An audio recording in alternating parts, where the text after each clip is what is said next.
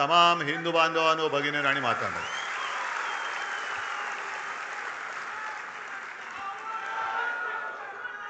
आज शिवसेनेचा 60वा वर्धापन दिन आहे आणि 60वा वर्धापन दिन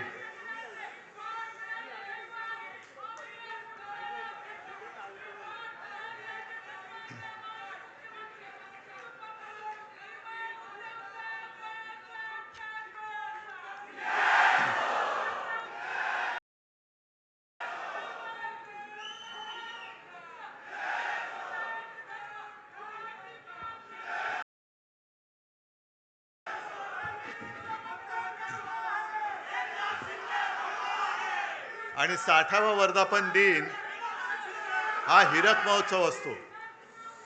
हीरक महोत्सव असतो. म्हणून नेहमीप्रमाणे मी माझ्या भाषणाची सुरुवात केलेली असली तरी आज विशेष म्हणजे तुम्हाला सगळ्यांना उद्देशून जमलेल्या माझ्या तर आहातच, पण मला दिलेल्या हिऱ्यापेक्षा मौल्यवान जीवाला जीव देणाऱ्या शिवसैनिक बांधवांनो, भगिनी आणि मातांनो, कारण ही देणगी माझी वडिलोपार्जित आहे. त्याच्यामुळे कोणी मायकल लाल ही देणगी माझ्यापासून हिरावून घेऊ शकत नाही. आजचा वर्धापन दिन अनेकांना वाटलं असेल की दुःखी आणि कष्टाने खचून गेलेला शिवसैनिक इथे दिसेल, पण इकडे एक सुद्धा शिवसैनिक खचलेला नाही, उलट पेटलेला आहे.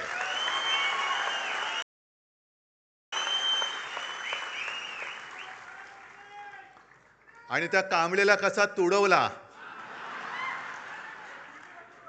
पुढचं तुम्हाला माहिती आहे. कारण अनेक जण मला सांगतात की उद्धवजी आता तरी आदेश द्या. म्हटलं आदेश बाळासाहेब कधीच देऊन गेलेत.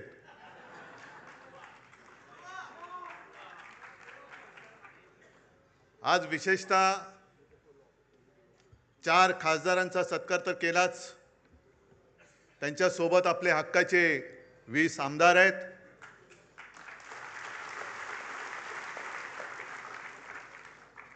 तुमच्यामध्ये बसलेले अनेक नगरसेवक आहेत आणि या चॅनलच्या माध्यमातून देशाच्या कानाकोपऱ्यात शिवसेना आणि बाळासाहेब प्रेमी हा कार्यक्रम बघतायत. तुमचा सत्कार कसा करायचा?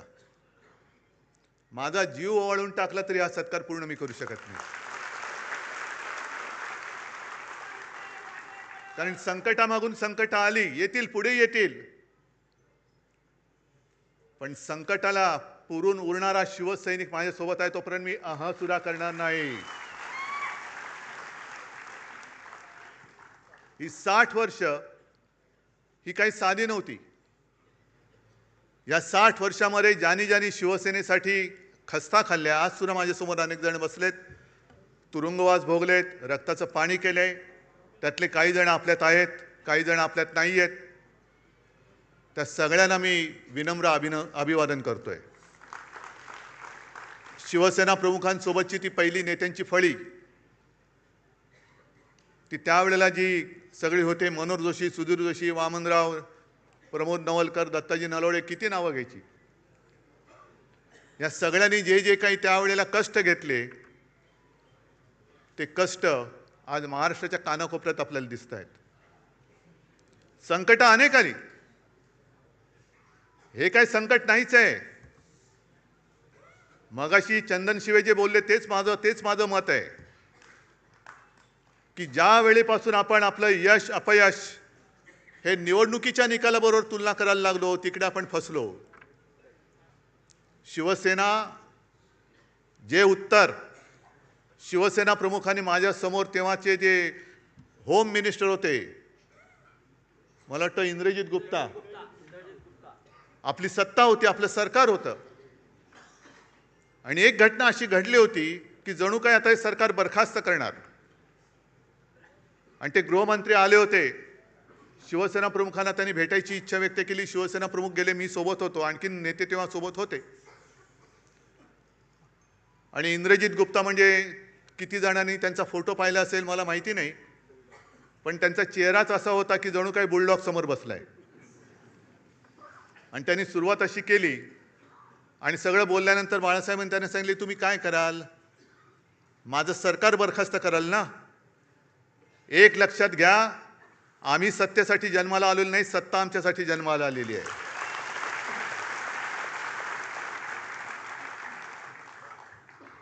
आणि 60 वर्ष त्याच्यामध्ये आणीबाणी सुद्धा आली. आणीबाणीचा काळ आणखीन भयानक होता.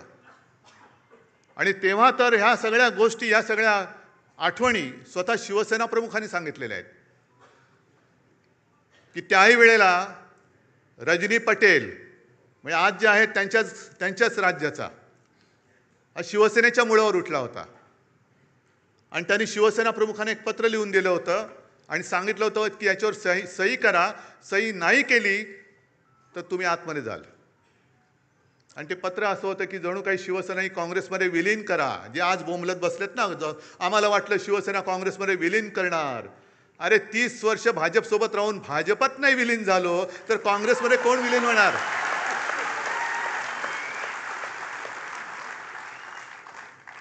आणि शिवसेना प्रमुखांनी उत्तर दिलं होतं, मी सही करणार नाही, फेकून दिलं पत्र आणि सांगितलं जा तुझ्या पटेलला सांग, ज्या क्षणी तुम्हाला हात लावशील तेव्हा बाहेर तुझी आरती उठलेली असेल, प्रेत यात्रा निघेल तुझी बाहेर. या सगळ्या संकटाला तोंड देत देत देत आपण इथपर्यंत आलेलो आहोत. कारण काही सांगतायत. शिवसेना म्हणे काँग्रेसमध्ये विलीन होण्याची आम्हाला भीती वाटली. अरे मला भीती वाटते महाराष्ट्र भाजप आता मिंदेसेनेत विलीन होईल. कारण एक भाजपवाला मला सांगत होता की उद्धवजी काय दिवस आलेत आमच्यावर, आम्ही शिवसेनेसोबत भाजपा गावागावात पोहोचवण्यासाठी घरदार विसरून मेहनत केली, पण आता हे उपरे आमच्या डोक्यावरती बसलेत. आणि म्हणे काय सांगावं, दिल्लीतनं उद्या आदेश येईल, जा मिंदेची दाढी खाजवा. मिंदेचं म्हटलं नको, एवढं पुरेसं आहे, कळलं मला पुढचं काय ते. आम्हाला खाजवावी लागते दाढी. ही अशी वेळ आली. आहे कुठे तो भाजप, आहे कुठे? आज भाजपकडे संसदेत 2/3 मेजॉरिटी अजिबात नाहीये. पण जेवढे भाजपाचे खासदार आहेत त्याच्यात 2/3 सगळे बाहेरचे आहेत, सगळे काँग्रेसमधले आहेत, इथले तिथले आहेत. म्हणजे जे मी लोकसभेच्या निवडणुकीत बोलत होतो तेच मगाशी कोणतरी एक कवी बोलले की अरे तुम्हाला राजकारणात पोरं होत नाही म्हणून आमची का पळ होत आहे? तुमच्या वांजोटेपणावर तुम्ही उपचार करा ना. विचाराचं वांजोटेपण आहे तुमच्यामध्ये. आमची कशाला पोरं पळवतात? किती पळवाल पोरून? आमची काय तुमची पोरं पळवणारी टोळी म्हणून आमची पोरं पुरवणारी टोळी नाहीये. किती किती घेऊन जाल तुम्ही? आणि काय उद्धव ठाकरे कोणाला भेटत नाहीत. बरं उद्धवजी नाही तर आदित्य ठाकरे फिरले पाहिजेत. मग मी जर कोणाला भेटत नव्हतं तर गदाड्या तू निवडून कसा आलास? लोकसभेच्या वेळेला सुद्धा तुमच्या सगळ्यांच्या सोबत प्रत्येक लोकसभेमध्ये किमान 6 ते 10 सभा मी तेव्हा घेतल्या होत्या. 6 ते 10 तेव्हाही निवडून आलेले आहेत. पण जर का मी असं गर्वाने म्हटलं की मी तुला तिकीट दिलं, मी तुला निवडून आणलं, मी तुला मंत्री केलं, मी तुला आमदार केलं, मी तुला विधानसभेतल्या मंत्रिपदाची तिथली खुर्ची दाखवली, तर हा माझा गर्व असेल. पण मी गर्वाने नाही बोलू शकत, कारण मला माहिती आहे की उद्धव ठाकरेला किंमत नाही, उद्धव बाळासाहेब ठाकरेला किंमत आहे.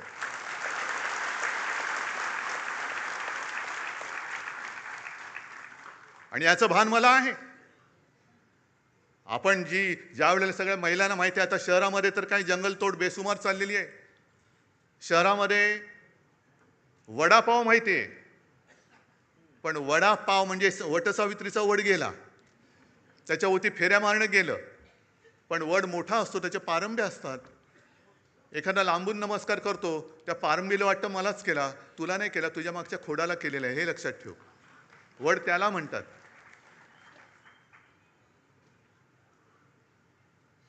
आणि मातोश्रीवरती शिंतोडे उडवत आहेत.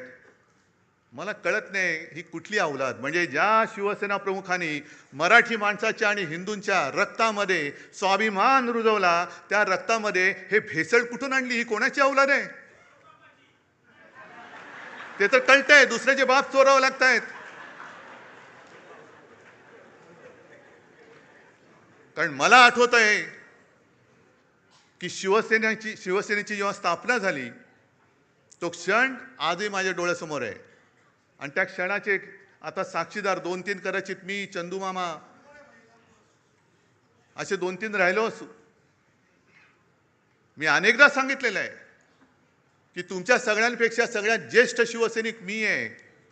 कारण शिवसेनेच्या स्थापनेचा नारळ हा माझ्यासमोर फुटलेला आहे आणि त्यातनं उडालेले तुषारे माझ्या अंगावरती उडालेले आहेत. नाही, तुम्ही त्या क्षणाला तिकडे हजर नव्हतात. खरसीकर बोलतात मी होतो म्हणून. मी तेव्हा तिकडे हजर होतो आणि ते तुषार माझ्या अंगावरती उडाले. मी मागेही बोललोय की मला कल्पना नव्हती की ते उडालेले तुषार मला एवढं भिजवून टाकतील, की पूर्ण शिवसेनेची जबाबदारी माझ्या खांद्यावर येईल. तिथपासून मी शिवसेनेची वाटचाल बघतोय. कसे कसे शिवसैनिक मोठे झाले, कसे त्यावेळेला कसं सगळ्यांच्या एक पायाकडे हात लावला तर आता कोणाला कळणार नाही, कटकट्या असायचा. माहिती आहे कोणाला? काय? रामपुरी. आणि ते हे आमचा टाइमपास तोच. आम्ही शाळेतली मुलं सगळे लालबाग परळ, तेव्हा परेल नव्हतं, परळ होतं. शिवसैनिक यायचे आणि तेच सुरक्षा कवच. आणि कुठून कुठून दुसरीकडनं पण सगळे शिवसैनिक यायचे. आणि मग प्रत्येक जण दाखवायचा, बघा माझा 8 काठ्याचा आहे. म्हणजे त्याला टक टक टक टक टक 8 आवाज यायचा, 11 काठ्याचा, असे सगळे ते होतं. आणि ते बघत बघत आम्ही लहानाचे मोठे झालो. तेव्हाच्या सगळ्या मारामाऱ्या एकतर म्हणजे म्हणतात ना, एक तू तरी राहशील तरी नाही तर मी तर राहीन, तशा त्या मारामाऱ्या व्हायच्या. गँग वॉर, हे तसं गँग वॉर आत्ता जसं मध्ये झालं होतं तसं गँग वॉर नाही. वाड्यांची फाईट, सोडा वॉटरच्या बाटल्या, दगडफेक वगैरे सगळं तिथून बघत बघत बघत आता जे सुरू झालंय ते सगळं काय त्याला म्हणतात, ट्रोलिंग. म्हणजे घर बसल्या शिव्या द्यायचं. पण या सगळ्यांना मला एक सांगायचं आहे की मातोश्रीवरती जे जळतायत, ठाकरे कुटुंबियांवरती जे जळतायत, त्यांना ठाकरे कुटुंबाने काय काय भोगलंय, काय काय सोसलंय याची जरा तरी माहिती आहे का, कल्पना आहे का? आपण बोलताना बोलतो की हा महाराष्ट्र छत्रपती शिवाजी महाराज, शाहू फुले, आंबेडकर, सावित्रीबाई फुले यांचा आहेच. पण शिवाजी महाराजांच्या वेळेला सुद्धा गद्दार होतेच. शाहू फुले, आंबेडकर सगळ्यांना त्रास झालाय. महात्मा ज्योतिबा फुले आणि सावित्रीबाई यांच्यावर सुद्धा धोंडमार आणि शेणमार झालेली आहे. आज आपण त्यांना दैवत मानतो, पण प्रत्यक्ष होते त्यावेळेला त्यांच्यावरती शेणमार झालेली आहे. शाहू महाराजांना सुद्धा त्याचा सामना करावा लागलेला आहे, त्यांची सुद्धा बदनामी झालेली आहे. कशाला माझ्या आजोबांना प्रबोधनकार ठाकरे जे सांगतात ना, प्रबोधनकारांचा वारसा घेऊन पुढे जा, पण प्रबोधनकारांना सुद्धा काय काय भोगावं लागलंय का? तर कर्मठ आणि बामणी वृत्ती, ज्या जुन्या वाईट रूढी परंपरा होत्या त्या तोडून मोडून टाकल्या पाहिजेत, याच्यासाठी प्रबोधनकार उभे राहिले होते. घराचा पत्ता नाही, कुटुंब घेऊन महाराष्ट्रभर फिरले. अनेकदा बाळासाहेबांनी सांगितलेले की त्यांची ती भावंड आणि आई, मी तर माझ्या आजीला कधी बघितलं नाही, पण विंचवाचं बिराट जसं पाठीवर असतं तसं घेऊन माझे आजोबा महाराष्ट्राच्या कानाकोपऱ्यात फिरत होते. एखाद्या गावी गेल्यानंतर कुठे आसरा मिळाला तर आजीला सांगायचं की ठीक आहे चल बघ, आणि आजी माझी सगळं काही भांडी कुंडी जी काही 2-4 असतील ती काढून काय संसार थाटायचा प्रयत्न करायची. तेवढ्यात आजोबा गावातनं फेरी मारून यायची आणि सांगायची नाही जमत, चला निघायचं आपल्याला, चालले दुसऱ्या गावामध्ये. अनेक वेळेला त्या काळी आमच्या घरावरती मेलेली कुत्री आणि कचऱ्याचे ढीग फेकले गेलेले आहेत. शिवसेना प्रमुखांनी तर काय टीका सहन केली हे तुम्हाला माहिती आहे. आज माझ्यावर टीका होते, माझ्या पत्नीवरती टीका होते, आदित्यवरती घाणेरडे आरोप होत आहेत, तेजसवरती होत आहेत. का? तर एका क्षणी ज्या वेळेला भाजपने दगा दिला तेव्हा मला जबाबदारी स्वीकारावी लागली मुख्यमंत्री पदाची, म्हणून हा जळफळाट झाला. तुम्ही नाही, तुम्ही मातोश्रीने फक्त वाढायचं काम करायचं, जेवायचं काम ते करणार.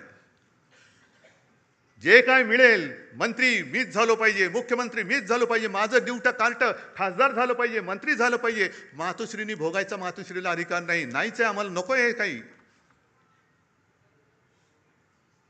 पण सोसायचं किती?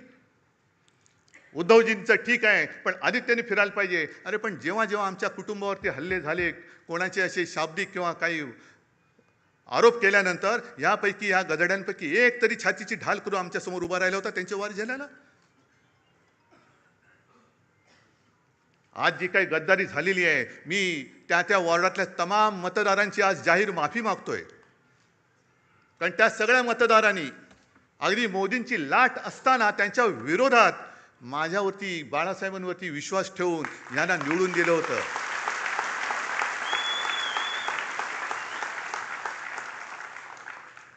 जे आम्हाला डिवचलं जात होतं की तुमचे मोदींच्या चेहऱ्यावरती खासदार निवडून आलेत, मोदींचा चेहरा न वापरता आपल्या शिवसेनेचे 9 खासदार डौलाने निवडून आले होते. काही थोडक्यात गेले. एक तरी इथली तर सीट चोरलीच. कुठे होते मोदी? आणि त्याच्यानंतर म्हणजे तेव्हा भाजपचे 20 पेक्षा जास्त खासदार ते पण 9 झाले. आणि आज परत फोडाफोडी कशासाठी फोडताय? काय मिळवायचंय काय तुम्हाला?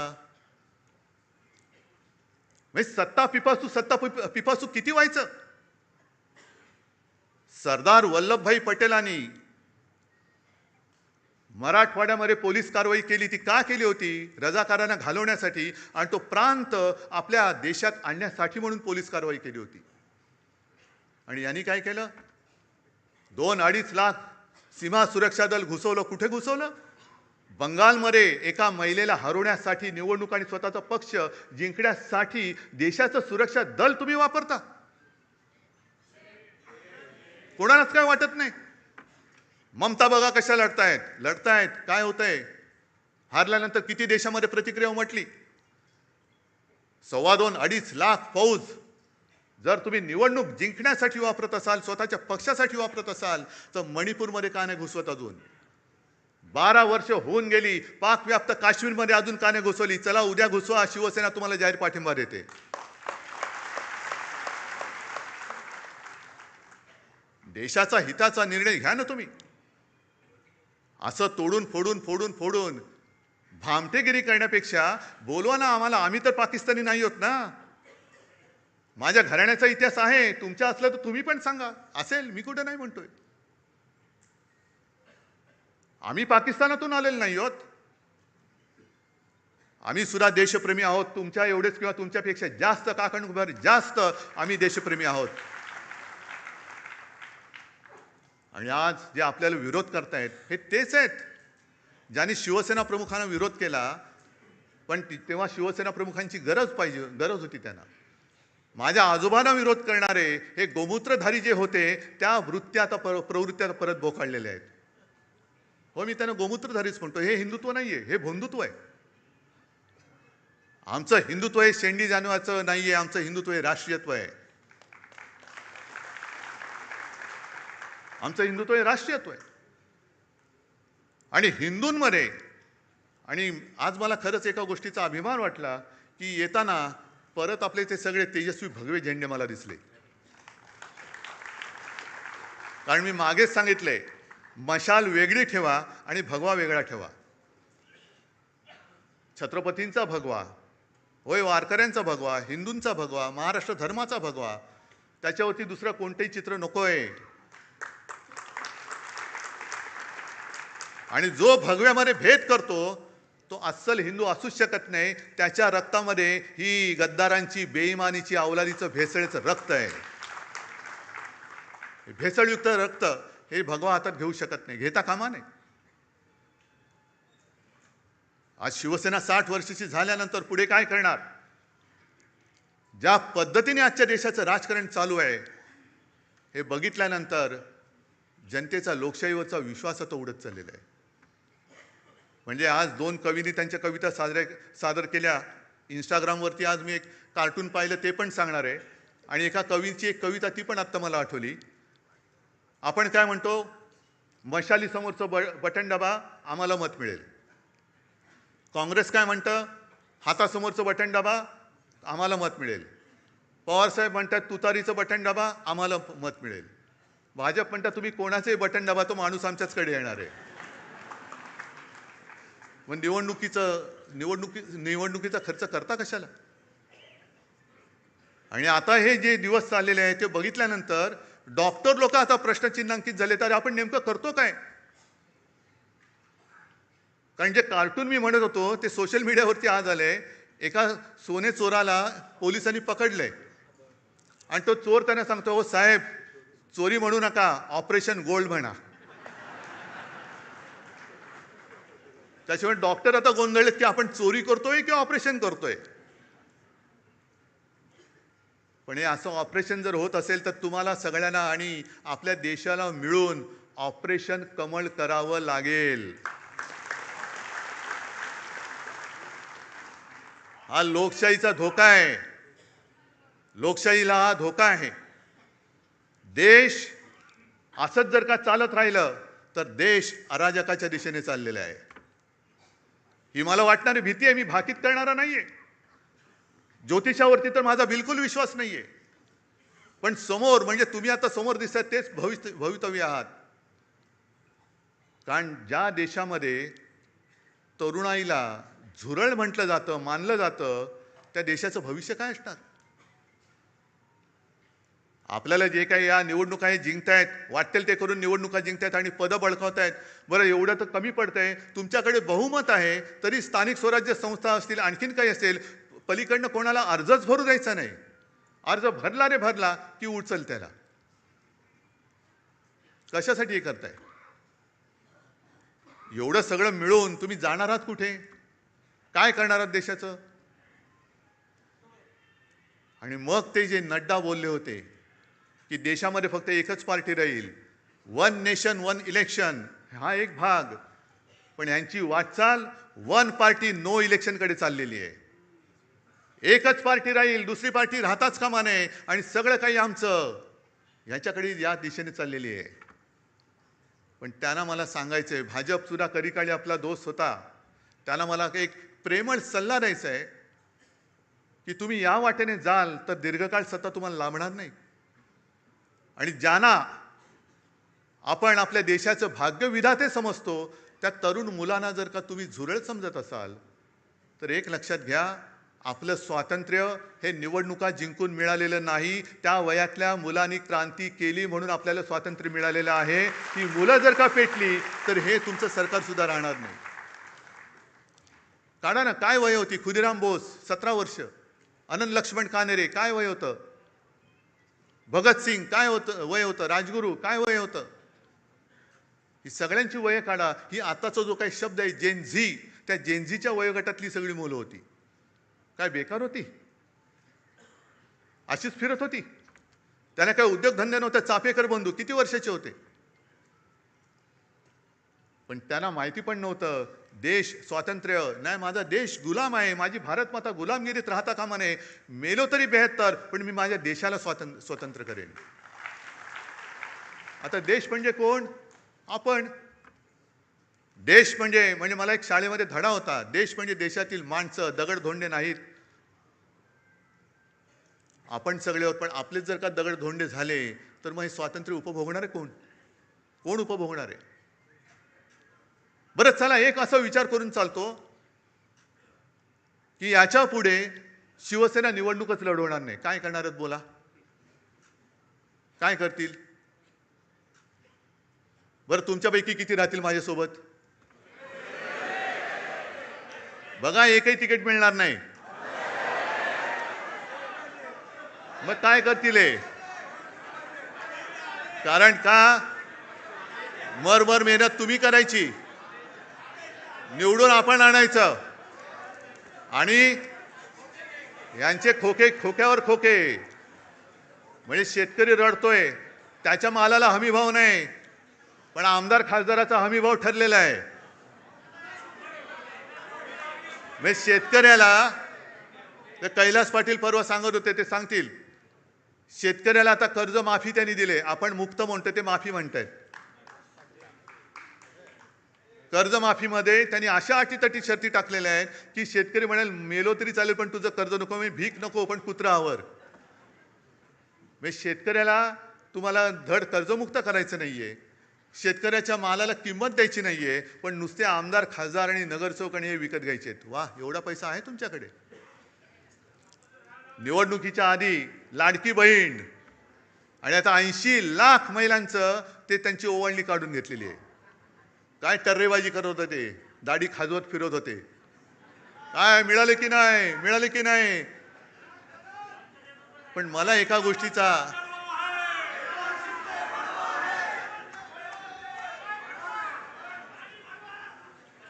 गोष्टीचा थोडं वैषम्य वाटतं की अरे मेहनत तुम्ही केले ना, मत तुम्ही दिले ना, मग जाब विचारण्याचा अधिकार तुम्ही का सोडताय? का नाही जाब विचारत? हिम्मत होते कशी? होते कशी? आदेश काय देऊ? निवडून आणा म्हणून तुम्हाला मी आदेश दिला होता, तुम्ही निवडून दिलं, मग मेहनत तुम्ही घेतलेली आहे. मेहनत केल्यानंतर जाब विचारण्याचा अधिकार तुमचा आहे, तुम्ही तो बजावत नाही आहात. विचारा जाब त्यांना. आणि मी स्वतः बघितलेलं आहे, हे आता जे गेलेत त्याला कैलास साक्षीदार आहे. माझं भाषण झाल्यानंतर तुडुंब सभा होती. माझं भाषण झालेलं एक शेतकरी आला, मळके कपडे, शेतकऱ्याचे कपडे तसेच असतात, आणि एक बटवा घेऊन आला. मला म्हणाला की उद्धवजी, तुमच्या हस्ते ही मला मदत आपल्या उमेदवाराला द्यायची आहे. किती असेल हो त्याच्यामध्ये पैसे? हां, काय शेतकऱ्याची कमाई किती असेल, किती पैसे असतील त्याच्यामध्ये? मी नाही बघितले. पण एवढूसा बटवा होता, पण तो प्रेमाने द्यायला आला होता, आणि त्या प्रेमाच्या 1 रुपयाने ती निवडणूक आपण जिंकलो होतो. समोरून पैशाचा महापूर होता, धबधबे कोसळत होते. 50 कोटी काय, 100 कोटी काय? का? तर शिवसेनेला हरवायचं. त्याच्यासाठी हा हरामाचा पैसा हे आपल्या समोर ओतत असताना शेतकऱ्यांसारखी साधी गरीब माणसं त्याच्या कष्टाचा पैसा देऊन आपले खासदार त्यांनी जिंकून आणले होते. कुठे फेडाली पाप? कुठे फेडाल? आणि तेच उमेदवार बोलले होते की खंडोजी खोपडे नाव घेतलं तर तुम्ही काय म्हणता? सूर्याजी पिसाळ नाव म्हटल्यानंतर तुम्ही काय म्हणता? मग 400 वर्ष झाली तरी त्यांच्या कपाळावरचा गद्दारीचा शिक्का पुसला नाही. यांना किती वर्ष लागतील यांच्या कपाळावरचा शिक्का पुसायला? हे ज्यांनी विचारलं त्यालाच विचारा आता, तू काय म्हणतोय?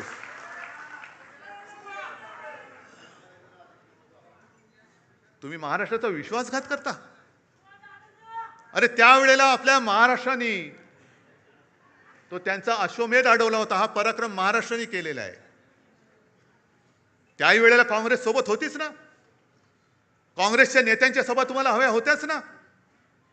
आज एकदम तुम्हाला वाटायला लागलं की शिवसेना काँग्रेसमध्ये विलीन होईल. शिवसेना विलीन होण्यासाठी आलेली नाहीये, तर शिवसेना ही मराठी माणसाच्या आणि हिंदुत्वाच्या रक्षणासाठी आणि न्याय हक्काच्या लढ्यासाठी जन्माला आलेली आहे. आणि मग काँग्रेसचा विषय काढलाच आहात तर तेही तुम्हाला सांगतो, काँग्रेसने सुद्धा आपल्याला छळलंच नाही, म्हणतच नाही मी. आपला अर्ध्याहून अधिक आयुष्य हे काँग्रेस बरोबरच्या दुश्मनीमध्ये, राजकीय वैरामध्ये गेलेलं आहे. अगदी टोकाचं वैर, अगदी काय तिखट टीका आपण केलेली आहे. आणि टीका कोणासाठी केली? भाजप सोबत होता आपल्या म्हणून, भाजपसाठी म्हणून.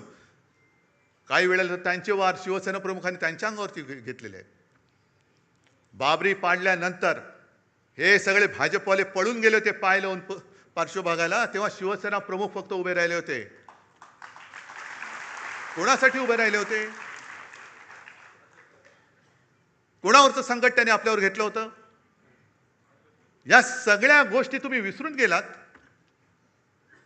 अगदी बाबरी पाडल्यानंतर सुद्धा आरोपी नंबर 1 का 2 हे आपले हिंदू हृदय सम्राट होते. मला वाटतं 1 नंबर अडवाणी, 2 नंबर शिवसेना प्रमुख. लखनौ कोर्टात पण जावं लागलं होतं. सीबीआयची चौकशी झाली, पण बाळासाहेबांनी त्यांनी सीबीआयने तिकडे नाही बोलवलं. सीबीआयचे अधिकारी व्यवस्थित येऊन आदबीने शिवसेना प्रमुखांना विचारून गेले होते. काँग्रेसने सुद्धा आपली माणसं फोडली. काही माणसं आपण काढून टाकली होती, ती त्यांनी घेतली. पण कधीही काँग्रेसने त्याच्यापैकी कोणालाही मुख्यमंत्री केला नव्हता. मुख्यमंत्री कुठे होता?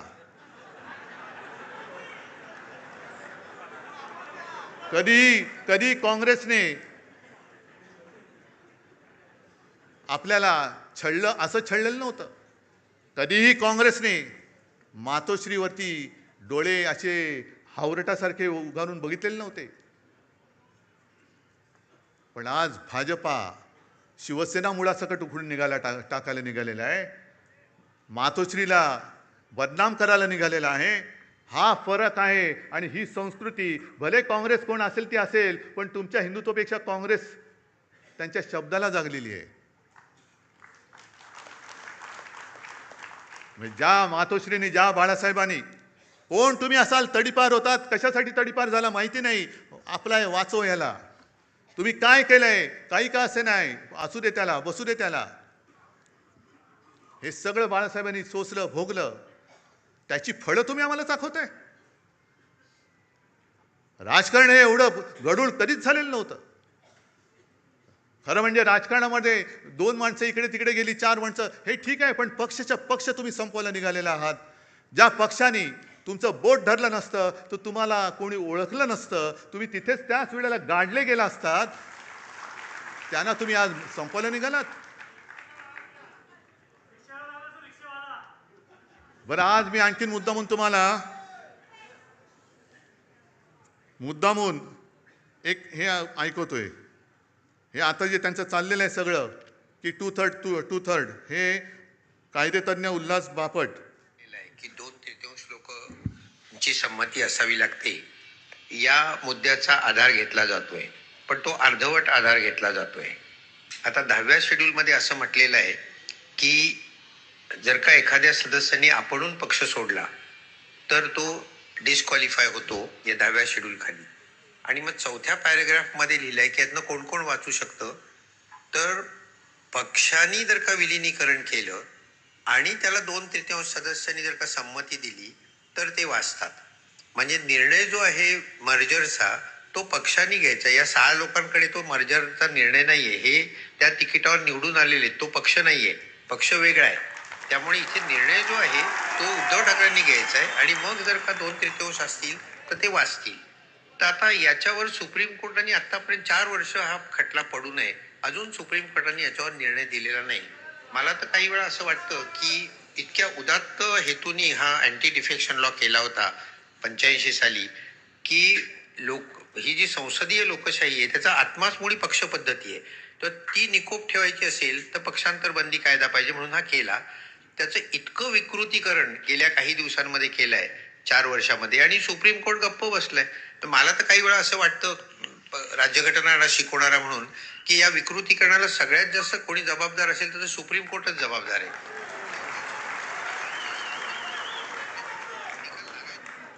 बोला. आता उद्या आमच्या आणि बापट साहेबांच्या डोक्यावरती हातोडा पडेल, सुमोटो. कारण झालंय काय की एका बाजूने सुप्रीम कोर्ट आणि आमचे कायदा मंत्री बॅडमिंटन खेळतायत आणि मध्ये आमचं शटलकॉक झालंय. संविधानाचं पण शटलकॉक झाले, हा त्याच्याकडे, तो त्याच्याकडे, तो त्याच्याकडे. अरे देशाची बरबारी होते आणि तुम्ही तिकडे मजा मारत बसलात.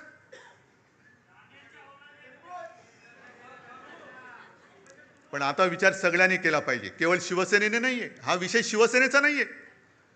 का शिवसेना पाहिजे, एक तर शिवसेना हवी आहे की नको आहे, हा विचार सगळ्यांनी करा. महाराष्ट्राने केला पाहिजे. आज सुद्धा मी जेव्हा जातो, म्हणजे अगदी ठीक आहे, मी जिल्हा परिषद निवडणुकीला नाही फिरलो कोणी. याचं कारण मला स्थानिक नेते उभे राहिले पाहिजेत. त्यांच्या जीवावरती तुम्ही शिवसेनेची धुरा ही स्थानिक पातळीवर तरी सोपवणार आहात की नाही? का प्रत्येक वेळेला आपले पंतप्रधान येतात, अगदी दूध संघाच्या निवडणुकीला सुद्धा भाई और बहिनो, मग माझे स्थानिक लोक आहेत कुठे? बरं, तुम्ही खासदार आहात, तुम्ही आमदार आहात, अरे करा ना निवडणूक, लढवा. पण ज्या वेळेला आपत्ती आली होती मराठवाड्यावरती, या गेल्याच वर्षी जमीनच्या जमीन वाहून गेली होती, शेतकऱ्याची जमीनच्या जमीन, महापुरामध्ये घरं वाहून गेली, भांडीकुंडी वाहून गेली, वह्या पुस्तकं वाहून गेली. तेव्हा मुख्यमंत्री उपमुख्यमंत्री कोणी आले नव्हते. मी आणि माझ्या बरोबर हे सगळे अंबादास, चंद्रकांत खैरे साहेब, कैलास वगैरे त्यावेळेतले सगळे आमदार, खासदार आणि आपले शिवसैनिक त्यांच्या मदतीला धावून गेले होते. मी मुख्यमंत्री होतो हे सांगावं का लागतंय? कारण लोक विसरतात. कोणी न मागता कर्जमुक्ती ती सुद्धा कोणत्याही प्रश्नाशिवाय मी केली होती. 10 रुपयामध्ये शिवभोजन दिलं होतं. आणि करोनामध्ये काय केलं होतं हे तुम्हाला माहिती आहे. आणखीन आमच्या घराण्याचा जो इतिहास आहे तो एक सांगायचा राहिला, कारण प्रबोधनकारांपर्यंत तुम्हाला सगळ्यांना माहिती आहे. प्रबोधनकारांचे वडील सीताराम ठाकरे कोणालाच माहिती नाही आहेत. माहिती असतील कसे? कारण जसा करोना आला होता तसं त्यावेळेला प्लेग आला होता. आणि तेव्हा आमचं घराणं हे पनवेलमध्ये राहायचं. आणि प्लेग म्हणजे काय? लागला की गेला. म्हणजे कोणाला गाठ आली का गेलाच. आणि त्याच वेळेला मग ते रँड वगैरे ते सगळं झालं, ते पुण्यामध्ये ते तिकडे. पण मृतदेह वाहून न्यायला कोणाची तयारी नव्हती, हिंमत होत नव्हती. तेव्हा प्रबोधनकारांचे वडील सीताराम ठाकरे आणि त्यांच्या सगळ्या मित्रमंडळींनी हे मृतदेह वाहण्याचं काम केलं आणि त्याच्यात ते घेऊन ते गेले. आहे कोणाचा असा घराण्याचा इतिहास? आमच्या अंगावर येते येता. आणि म्हणून मी आज शेवटी तुम्हाला विचारतोय, मी आजपर्यंत तुम्ही मला जपलत कारण शिवसेना प्रमुखांचा आदेश. जसं शिवसेना प्रमुखांनी सांगितलं की जसं तुम्ही मला जपलं, मी तुम्हाला जपलं, तसं उद्धवला सांभाळा, आदित्यला सांभाळा, तसं मी आज तुम्हाला सांगतोय. मी कसा आहे तुम्हाला माहिती आहे. माझ्या माणसाने माझ्यावरती बोट दाखवलं तर एक क्षण सुद्धा मी राहणार नाही तिकडे. आणि म्हणून मी मुख्यमंत्री पद सोडलं आणि वर्षा सोडून मातोश्रीला गेलो. त्याच्यामुळे नाटक म्हणून मला कधी जमलेलं नाही आणि करण्याची गरज नाही आहे.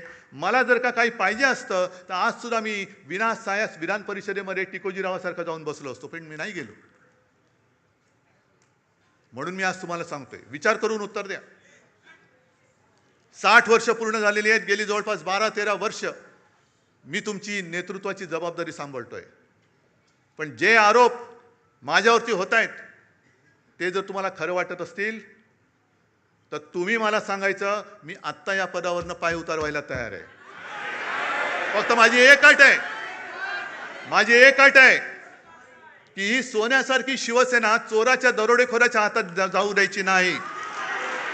तुमच्यापैकी एक शिवसैनिक येऊ द्या, तो शिवसेना पक्षप्रमुख बनेल, मला त्याचं सुद्धा कौतुक वाटेल. मला नेतृत्वाची सोच नाही, मला नेतृत्वाची हाव नाहीये. मी आत्ता हे पद सोडायला तयार आहे. पण कोणी लाचार, गद्दार, भेसळयुक्त रक्ताचा माणूस माझ्यावरती आरोप करत असेल तर त्याला उत्तर तुम्ही द्यायचं आहे. बाकी मी डगमगलेलो नाहीये, मी खचणारा नाहीये. अनेक संकट आली, अनेक वादळं आली, मी पळणारा नाहीये. मी पहाडासारखा उभा राहीन, जबाबदारी स्वीकारेन. पण तुमच्या मनात जोपर्यंत विश्वास आहे तोपर्यंतच मी करेन. आणि ज्या क्षणी तुम्हाला वाटेल त्या क्षणी मी हे पद सोडल्याशिवाय राहणार नाही. जय हिंद, जय महाराष्ट्र.